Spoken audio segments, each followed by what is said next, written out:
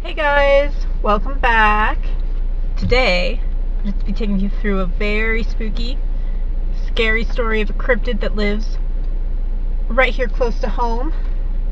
It's the Fort Namaqua Man-Gull. First, we gotta get some tunes going. Got my CD case. I'm gonna flip on through. We're gonna go Evanescence.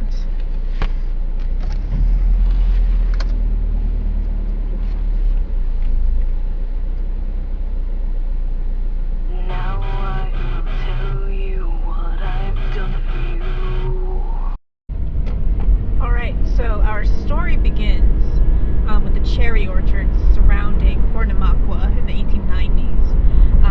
For a very long time, Fort Namaqua was a center of the cherry industry, of the sugar beet industry.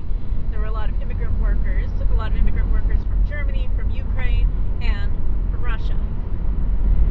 So our story centers on this cherry orchard. It's just on the outskirts of town, in between two hogbacks, right on a little creek.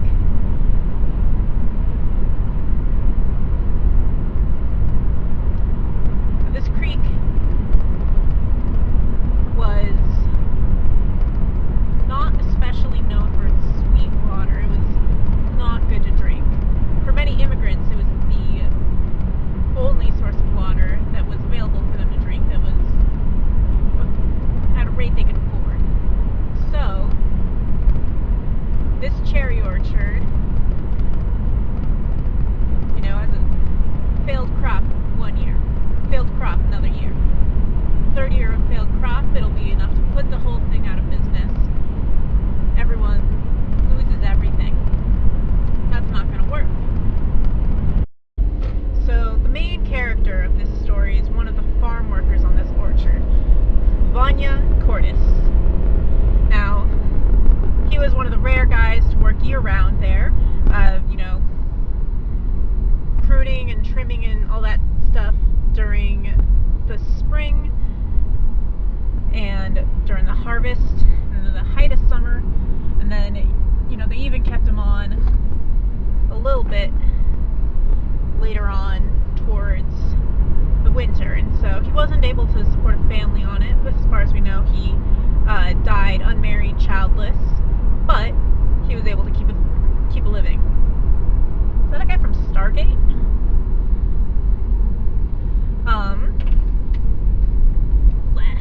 Sunlight in my face. So he works at this cherry orchard and he drinks the water. It's not bad water, it's just not good water. And one day, height of harvest season, he's out there alone and he sees this shadow circling. And this is Colorado. We got turkey vultures, we got, turkeys. This is not any of those things. It's not even like one of the gulls you see in the parking lot at King Soopers. This is big. It's the real deal. So, Vanya Cortis, working the fields, looks up, he sees this circling gull. It's got those sharp blades on the wings. And it's got the head of a man. Alright, before we go into more of our cryptid lesson, I want to give you a little bit of driving lessons. Now, everybody knows that you shouldn't cross the double yellow lines. But, did you know that if there is, one solid line and one dashed line, or even just a dashed line, you can pass people? You don't have to, tailgate someone who's speeding. You can just pass them. You can just pass them. Where was it? Alright. Lights fading, lights dying. Still the heat of summer, so it's 9 at night when the sun's going down. You'd think, that's not a big seagull, it's just really close up. It doesn't have a human face, it's just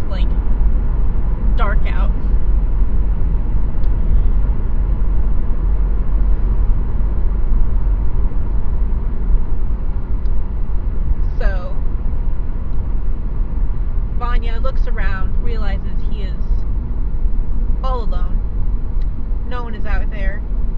You know, all the kids have gone home.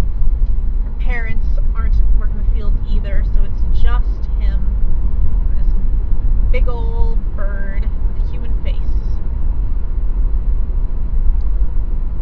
Now, I didn't tell you this earlier, and I probably should have. He kept a gun on him. This was, 1890s, so, like, he was probably doing evil shit with that gun, but, he takes it out from his waistband of his, old-timey overalls. Pop, pop, pop. Grazes the Man-Gull and hits it right on the wing. Takes home one of its feathers. You can see that feather to this day. The museum in downtown Port Namakwa. So, isn't that neat?